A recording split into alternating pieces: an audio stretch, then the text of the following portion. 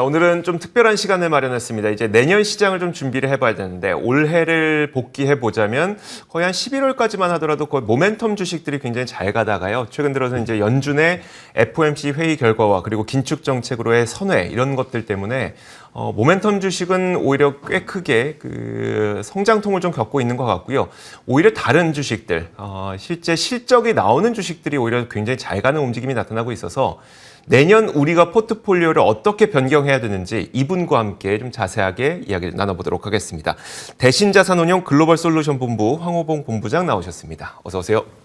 안녕하십니까. 저희가 본부장님은 1년에 딱 2번 정도 모시는 것 같아요.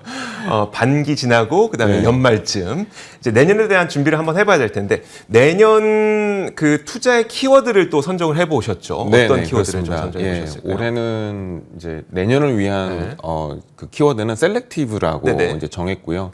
사실 이제 작년에서 올해 넘어올 때 이제 바이 더 딥이라고 사실 네. 정했었는데 올해 나름 사실은 좀 잘 맞았다, 맞아요. 네. 잘 맞았다라고 생각을 하고 있어서 이제 내년 넘어갈 때 좀 고민이 좀 많이 해서 저희 본부원들이랑 같이 네네. 고민을 해서 셀렉티브라는 단어로 좀 선정을 했습니다. 물론 셀렉티브가 각각의 스펠링마다의 의미가 있는 걸로 알고 있긴 한데 네. 이게 전체적으로 그러니까 딱 시작할 때 전체적으로 키워드 그러니까 내년은 딱 이런 거다 이렇게 한마디로 좀 표현해 주실 수 있을까요? 이게? 예, 내년은 사실은 이제 작년과 올해는 어떻게 보면은 대세 상승장의 연속이라고 사실 볼 수도 있는데요. 내년으로 넘어가면서 지역에 대한 차별화, 그 다음에 자산에 대한 차별화, 이런 것들이 그 다음에 투자 시기에 대한 차별화도 충분히 나타날 수 있다라고 생각을 하고 있어서 내년에는 굉장히 선택적으로 어떤 거를 이렇게 정하지 않으면은 투자에서 좋은 성과를 걷기에는 조금 어려울 것 같다. 이런 생각들을 저희가 그래서 했습니다. 선택적으로 셀렉티브. 네, 맞습니다. 근데 그 각각의 이제 이니셜마다 알파벳마다 또 의미가 있으니까 하나씩 한번 보죠. 네. S부터 한번 보도록 하겠습니다. 네네. S가 Stabilized Economy예요. 네, 맞습니다. 네. 네, Stabilized Economy라고 한 거는 사실은 이제 인플레이션 시기로 이미 접어들었기 때문에 경기 자체가 회복 기조를 넘어서 이제는 확장 기조로 가고 있다라는 네. 이제 그런 생각을 가지고 있는데 진짜 정말 그런지에 대한 진단을 한번 해본 겁니다. 저희가 이번에 이제 키워드를 만들면서 9개 알파벳을 사실은 뽑아냈는데 네. 3개는 시장 분위기, 네. 또 3개는 이제 투자를 전략을 이제 저희가 만들m에 있어서 어떤 그 이벤트나 아니면 키워드들, 그다음에 네. 마지막으로는 이제 투자 방법에 대한 이야기들로 이제 저희가 끄집어냈는데요. 시장 분위기를 이제 점치는 데 있어서 정말 인플레이션이 나타나고 있는지를 우리가 뭐 여러 가지 방법으로 알 수 있지만 정말 그런지를 한번 좀 진단을 한번 해봤고 네. 이제 두 번째로 이제 2로 넘어가서 보면은 내년은 변동성장이 올 거라는 거는 삼척동자도 사실은 다 아는 사실이기 때문에 그러니까요. 정말 이익이 중요하다. 믿을 건 오직 이익밖에 없다. 이제 어떻게 이익을 봐야 될 것이냐라는 부분.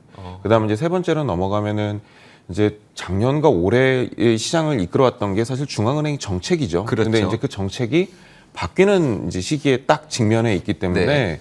이제 이런 것들에 있어서 정말 페드가 잘 하고 있는가, 이제 어떤 정책을 좀 취할까, 네네. 이제 이런 고민들이 좀 있었고요.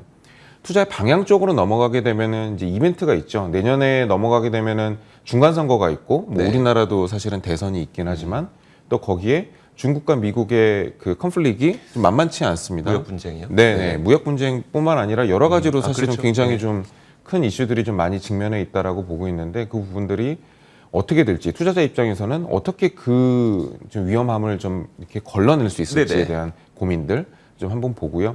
그 다음에 이제 스타일 인베스팅, 이제 체인지 오브 스타일 인베스팅이라고 얘기를 했는데 우리가 흔히 얘기하는 뭐 성장주, 가치주, 뭐 퀄리티주, 네. 이제 이런 지역적인 구분 말고 이제 다른 유의 이제 구분들이 있는데 그 구분에 있어서 그 개념들이 좀 바뀌고 있습니다. 이제 그 네. 부분들이 개념이 바뀌는 부분에 대한 또 이제 생각도 저희가 좀 해봤고, theme index라고 이제 했습니다. 이게 이제 테마라는 게 어떻게 보면은 일부 정도만 여지껏 투자를 해왔고, 네네. 그리고 정말 알파 수익을 낼 때만 썼는데, 네네. 이제 앞으로는 이제 그렇게 투자를 할 것 같지가 않다라는 거죠. 그래요? 이 테마가 이제 앞으로 투자 안으로 좀 깊숙이 들어올 수도 있겠다라는 네네. 생각도 좀 많이 해봤습니다. 투자 방법으로 넘어가면 사실 이제 결론 부분이지만 네. 내년은 인컴 전략들이 굉장히 많이 흥할 거라고 보고 있고요. 리츠, 그 다음에 우선주, 그 다음에 아직까지 얘기를 하기는 좀 어렵지만 하이힐드도 좀 장기적으로 봤을 때는 네네. 내년에 들어가서 모아갈 만하다라는 그런 시기라고 좀 보고 있습니다. 네. 그다음에 이제 volatility control이라고 했는데 저 부분은 변동성 관리 부분에 있어서도 이제 지표들을 좀 많이 봐야 되겠다. 네네. 해서 뭐 포트폴리오 자체도 주식만 다 가져가기보다는 뭐 이제 6대4 네. 이제 정도로 이제 주식 6, 채권 4 정도를 섞어서 가지고 가다가 어느 부분에서 이제 조금 변동성 관리에 대한 그 지표가 트리거가 나타난다고 네네. 하면 그 포지션을 좀 바꿔본다든가 내지는 또 주식 비중을 좀 더 줄여본다든가 이제 이런 테크닉을 좀 쓸 필요가 좀 있겠다. 네네. 그다음에 이제 마지막에는 이제 enormous wave of trend라고 했는데 이게 이제 지금 현재 그 생활에서 네네. 이제 앞으로 쭉 이어갈 만한 트렌드들이 네네. 있다라고 생각을 해요. 네. 이제 그 트렌드들을 좀 투자해 볼 필요가 있겠다라고 생각을 하는 거죠. 이게 트렌드들이 굉장히 많아요. 네. 굉장히 많은데 이제 앞으로 정말 뜬금없이 다가올 거라고 생각을 하는 그런 트렌드에 투자를 하면 잘못하면 소외주에 투자를 하게 될 수가 있기 때문에 그렇죠. 이제 지금서부터 연결될 수 있는 그런 트렌드를 좀 고민을 해봤다라는 이제 그런 말씀을 좀 드리고 싶습니다. 알겠습니다. 자, 이렇게 9가지 총 이니셜별로 저희가 어떤 내용들을 담고 있는지를 간략하게 살펴봤는데 이 9가지를 저희가 다 볼 수 없기 때문에 이 가운데 사실 말씀하셨던 것 가운데 전문 투자자들이나 할 수 있는 내용들도 좀 있어서 네, 그런 맞습니다. 것들 좀 제외하고 이제 우리 개인 투자자분들도 좀 참고할 수 있을 만한 몇 가지를 살펴보도록 하겠습니다. 먼저 첫 번째 그 S부터 한번 좀 자세하게 이야기를 해주실까요? 인플레이션이 더 심화될 것으로 지금 전망을 하시고 계시는 네, 거예요? 맞습니다. 네. 네, 더 많이 심화될 거라고 보고 있고요. 네. 뭐 흔히 이제 많은 전문가들이나 나와서 말씀하실 때 이제 시장의 사이클을 볼 때 뭐 컨퍼런스 보드나 OECD에서 나오는 선행 지표를 많이 네네. 봅니다. 이제 리딩 인디케이터를 네. 많이 보죠. 그거를 보면은 이미 시장이 많이 좋아졌다라는 거를 볼 수가 있습니다. 근데 진짜 선행 지표로 보는 것보다는 동행이나 후행 지표를 이제 보는 거죠. 네. 그래서 지금 상황이 진짜 좋은지를 좀 한번 진단해 볼 필요가 있겠다라고 봤을 때에는 네. 리테일 소비, 그 다음에 실제로 그 다음에 산업 생산, 네. 그 다음에 재고, 그 다음에 마지막으로는 설비 가동률 이렇게 볼 필요가 있어요. 네네. 근데 리테일 소비랑 산업 생산 같은 경우는 작년 2분기에 이미 코로나 이전 수준을 회복을 했다라고 지금 보고 있고요. 네. 재고 같은 부분은 올해 들어와서 사실은 코로나 이전을 회복을 했습니다. 사실 지금 조금 미진한 부분이 이제 설비 가동률 부분인데 네네. 지금 있는 설비들 중에서 얼만큼 지금 공장을 돌리고 있는지에 대한 부분인데 그 부분도 예전 수준 정도까지는 올라온 상황이기는 해요. 네. 그래서 완전히 뭐 지금 다 100% 회복했다라고 보기는 어려우나 조만간 회복할 것이다. 그리고 어쩌면 회복했을 수도 있겠다라는 네. 정도까지는 와서 인플레이션은 충분히 인플레이션 기조 안에는 들어갔다라는 부분은 베이스로 깔고 이제 시작을 하고 있습니다. 네네네. 근데 이제 더 나아가서 봐야 될 부분이 이제 인플레이션이 아까 제가 좀 더 나올 수도 있겠다라고 서두에 말씀드렸던 부분은 우리가 이제 물가 지표를 볼 때 소비자 물가 지표랑 네. 생산자 물가 지표를 두 개를 사실은 보죠. 네. 근데 이게 이제 코로나 터질 때서부터 얘를 이제 인라인하게 사실은 이제 좀 놓고 보면 지금 이제 화면에도 나와 있습니다만 파란색 선이 그 생산자 물가고 그 다음에 이제 그 빨간색 선이 이제 소비자 물가인데요. 생산자 물가가 훨씬 높죠. 그러네요. 예. 그러면 저게 이제 어떤 거를 뜻하냐라고 네. 하면 이제 결국에는 이제 기업들의 원재료 가격들이 많이 올라가고 네. 뭐 안에서 뭐 임금이라든지 이런 것들이 많이 올라가서 그들 사이에서의 물가가 올라갔기 때문에 결국 이거는 물건 소비자를- 값에 네. 담겨 나올 거란 얘기거든요. 전이 되겠죠? 예. 그러면 그게 소비자 물가는 앞으로 더 따라 튀면 올라간다. 튀었지 아. 더 내려갈 여지는 사실 별로 없겠다라고 싶어서 지금 만약에 소비자 물가가 너무 높은 거 아니냐 네. 피크 친 거다라고 생각을 할 수도 있지만 그게 지금 저 상태로 놓고 봤을 때에는 조금 더 튈 여지도 있겠다라는 생각을 하고 있어요. 근데 지금 일각에서 나오는 얘기들은 이미 피크아웃을 했다는 얘기도 있거든요. 네네. 그 부분은 저도 50% 정도는 동의하는 부분이에요. 왜냐하면 실질적으로 인플레이션이 아직 고점에 도달했지는 않았다라고 생각은 하고 있지만 네. 시장에서는 받아들였다고 보는 것도 맞습니다. 네. 왜냐하면 올해 1분기 같은 경우에 놓고 봤을 때는 이제 BEI라고 얘기하죠. Break Even Inflation Rate이 굉장히 많이 올라왔었던 상황이었었어요. 네. 작년 4분기서부터 지금 올해 1분기까지 쭉 올라왔던 상황이었는데 그때 지금 보시는 차트처럼 저 지금 살색 부분인데 BEI가 올라온 상황에서 빨간색 선은 올라가면 성장주, 네. 내려가면 가치주예요. 네. BEI가 올라가는 부분에서 성장주가 꺾이는 부분을 볼 수가 있죠. 네네. 가치주로 내려가는 모습을 볼 수가 있습니다. 근데 올해 4분기 쪽으로 넘어가서 저 올해 이제 지금 점점점으로 된 박스, 빨간색 박스. 예, 그 박스, 그 앞 단서부터 사실은 조금 보면은 BI가 다시 재차 2차 반등을 하면서 올라가는 모습을 볼 수가 있어요. 네. 올라가면서 볼 수가 있는데 이때는 어떤가요? 성장주가 굉장히 많이 랠리하죠. 그러네요. 시장에서 이미 인플레이션에 대해서는 어느 정도 받아들였다는 얘기입니다. 그러니까 인플레이션 더 심화될 수 있지만 성장주가 완전 죽은 건 아니다 이런 얘기일까요? 그렇죠. 네. 이미 시장에서도 이거를 받아들여서 그래 인플레이션 원래는 인플레이션이 다가오면은 가치주들이 조금 더 액션이 좀 많이 나오고 그건 그쪽으로 사실이긴 손을 더 하지만, 많이 네. 가고 왜냐하면 그쪽 기업들이 조금 더 괜찮거든요. 네네. 근데 지금은 인플레이션 오는 거 알고 있었어. 네. 그다 알고 있었고 앞으로도 더 올 거야. 그것도 우리가 알아. 라는 그거에 대한 사실은 반응이라고 저는 생각을 하고 있습니다. 네네. 그래서 이 결론부터 다시 말씀드리자면 인플레이션이 올 건 맞지만 네. 그 부분에서 시장이 막 이제 패닉으로 접어들어서 뭐 로테이션이 뭐 크게 일어난다든가 아하. 이런 반응이 세게 온다든가 이럴 가능성은 근데 크지 저런 않다는 성장이나 모멘텀 주식들도 사실 이익이 나오고 있는 성장주이기 때문에 가능한 거 아니에요? 네, 맞습니다. 바로 2로 그러면 넘어가는 네, 거예요? 맞습니다. 네. 그래서 이제 어닝에 대한 부분을 말씀을 드려야 되는 부분인데요. 네. 역시 앵커님은 굉장히 잘 이해를 하고 계신 것 같아요. 네. 감사합니다. 네, 그래서 사실은 이제 이 부분에 대해서는 이제 어닝이 되게 중요하다라고 네네. 이제 판단을 하고 있는 부분이어서 물가, 그 다음에 이제 원가 이런 것들이 이제 올라가게 되면 기업들이 마진이 많이 남는 기업들이 사실은 서바이벌 할 수가 있어요. 그렇죠. 네. 그리고 캐시가 많은 기업들이 이제 서바이벌 할 수 있는 여지가 생깁니다. 네. 흔히 우리가 이제 이런 기업들을 퀄리티 주식이라고 얘기를 합니다. 그렇죠. ROE, ROA, 재무가 사실은 굉장히 좋은 기업들이 네네. 좀 굉장히 내년에는 좋을 것이다라고 보고 있고 그 부분이 이 이제 원가에 대한 부분에서 나타날 수가 있는 부분이 있고요. 네. 이 또 이제 어닝에 대한 부분을 또 한번 점쳐볼 수 있는 부분은 내년에는 금리를 지금 뭐 3번 올린다는 얘기도 그러니까요. 있고 네. 저는 그렇다라고 그럴 거라고 생각하고 있지는 않은데 네. 3번까지 올린다라고 만약에 했을 경우에는 시장이 굉장히 많이 변동성에 이제 노출이 될 거예요. 더 거기에다가 지금 현재 상황으로 놓고 봤을 때 10년 금리는 불확실성 때문에 내려가고 있는 상황이고 단기 금리 2년짜리는 올라가고 있는 상황이라서 이제 플래트닝이 네네. 되는 거죠. 그래서 금리가 어느 정도 방향성이 이렇게 좀 밋밋하게 정해졌다라고 놓고 봤을 때에는 주식은 R과 G의 함수이기 때문에 네네. 다시 G로 돌아간다는 얘기인 거죠. 그래서 물가인 면에서 그다음 인플레이션 면에서 봤을 때에도 이익을 신경을 써야 되고 시장 분위기로 놓고 봤을 때에도 이익을 신경 써야 되는 이제 그런 상황이라서 내년에는 그래서 이제 어닝을 좀 많이 봐야 되고 네. 그래서 이제 다가올 이제 섹터들이 소비, IT 네. 이런 쪽이 좀 마진이 좀 많이 남겠다 이렇게 생각을 하고 있습니다. 알겠습니다. 자, 그렇다면 이제 우리가 섹터로 쳤을 때는 그 우리가 흔히 얘기하는 임의 소비재 쪽 이쪽이 네. 왜냐면 일단 국지도 좀 크고 네.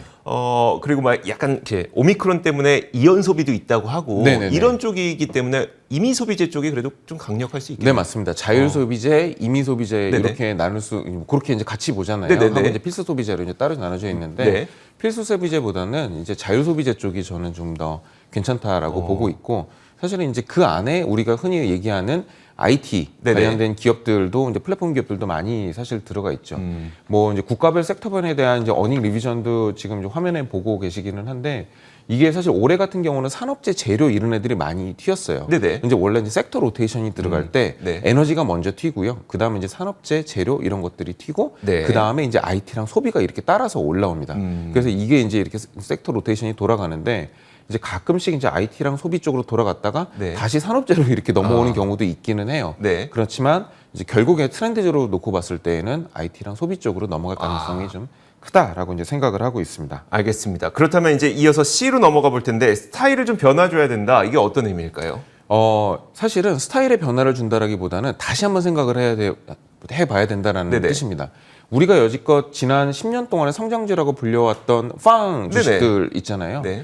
팡 주식들의 사실 PER이 지수가 지금 현재 3분기 말 기준으로 놓고 봤을 때 내년 12개월 선행 PER로 놓고 봤을 때 21.3배 정도밖에 네네. 안 돼요. 근데 사실 지금 팡 주식들의 PER을 보면은 인덱스랑 굉장히 유사하죠. 네. 또 거긴데 그렇지만은 ROA를 놓고 보면 17년 대비해서도 많이 올라왔고 또 그리고 실제로 인덱스 대비해서도 몇 배 수준의 ROA를 가지고 있어요. 네네. 저 친구들을 과연 성장주로 볼 수 있느냐라는 거죠. 네. 지금 우리는 성장주를 저 친구들이라고 알고 있는데 그렇죠. 저 친구들은 성장주가 지금은 아니고 사실은 퀄리티 주식으로 이미 변했다라고 네네. 생각을 하고 있어서 우리가 퀄리티 주식에 투자를 해야 된다라고 했을 경우에는 사실은 저 주식들에 투자를 해야 된다라는 얘기로 떨어진다라는 겁니다. 네네. 네. 알겠습니다. 네. 자, 그렇다면 좀 더 이제 진행을 해서 저희가 시간이 많지 않아서 조금 몇 가지 뛰어넘고 이걸 바로 가는 게 좋을 것 같아요. 네네. 말씀하십시오. 장기적 트렌드. 네. 맨 마지막에 말씀하셨던 장기적 트렌드. 네. 이게 우리의 어떻게 보면 이제 테마성을 갖고 있는 것처럼 보이지만 결국 이게 우리의 장기 트렌드가 될 것 같은 네, 그 맞습니다. 섹터들 어떤 것들이 있을까요? 뭐 사실은 가장 중요하게 제가 보고 있는 네. 거는 클라우드랑 사이버 보안이고요. 네. 그리고 우리 생활에서 지금 밀접하게 나오는 부분은 말씀드렸듯이 이제 메타버스라고 네네. 이제 생각을 하고 있습니다. 이미 뭐 가상현실서부터 시작해서 뭐 라이프 로깅, 그 다음에 뭐 가상 세계, 그 다음에 뭐 거울 세계, 뭐 이런 식으로 나눠져서 네. 이미 우리 세상과 지금 다 이미 연결이 돼 있다라고 저는 보고 있고요. 특히 우리 뭐 삼성헬스 같은 거 저도 이제 뭐 갤럭시 쓰고 있지만 네네네. 운동할 때마다 오늘 몇 걸음 걸었는지 이렇게 다 이렇게 지금 하고 네. 있거든요. 이게 라이프 로깅인데 네. 이게 다 이제 메타버스랑 연결이 되는 거라서 저는 이 메타버스가 내년에 그리고 앞으로 3년이나 5년 정도까지는 굉장히 유망할 거라고 사실은 보고 있고요.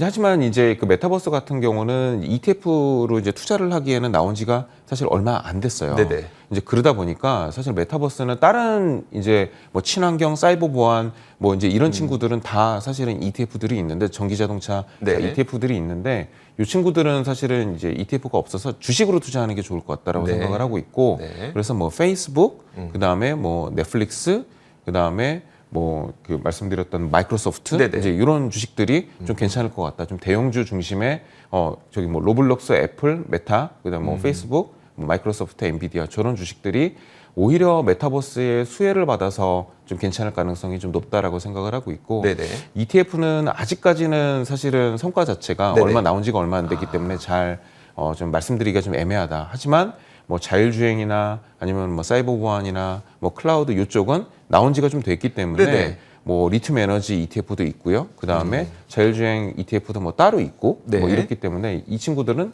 뭐 DRIV, 뭐 카스 이런 주식들, 이 ETF들은 충분히 지금 추천할 만하겠다. 하지만 아까 말씀드렸듯이 내년에는 변동성이 있기 때문에 네네. 충분히 채권이랑 섞어서 이렇게 투자를 하는 그 지혜가 좀 필요하다라고 생각을 하고 있습니다. 알겠습니다. 그 이익 성장이라든지 아니면 그 재무 비율, ROE, ROA 이런 걸 따져봤을 때 오히려 우리가 알고 있는 빵 주식들은 이제 뭐 성장주가 아니라 퀄리티 주식, 가치주 측면에 속하기 때문에 내년에도 여전히 투자가 유효한 거고 네. 장기적 트렌드로는 사이버 보안, 메타버스, 클라우드 이런 쪽 다 보고 계시지만 이런 것들은 웬만하면 ETF로 좀 네. 하셨으면 좋겠다. 네. 그리고 내년 변동성이 워낙 커질 수 있기 때문에 이건 사실 좀 개인 투자자들이 하기 어려운 것 같긴 네, 해요. 맞습니다. 뭐 채권과 주식을 좀 섞으라고 하는 건데 이거는 좀 어렵기 때문에 이건 네. 나중에 또 기회가 되면 어떻게 하는 건지 방법으로는 좀 들어보도록 하겠습니다. 네. 자, 이렇게 저희가 내년 시장이 어떻게 될지 그리고 내년에 무엇을 좀 포트폴리오에 더 채우고 무엇을 비워야 되는지 이런 것들을 들어봤습니다. 지금까지 대신자산운용 글로벌솔루션 본부 황호봉 본부장과 함께 이야기 나눠봤습니다. 고맙습니다. 감사합니다.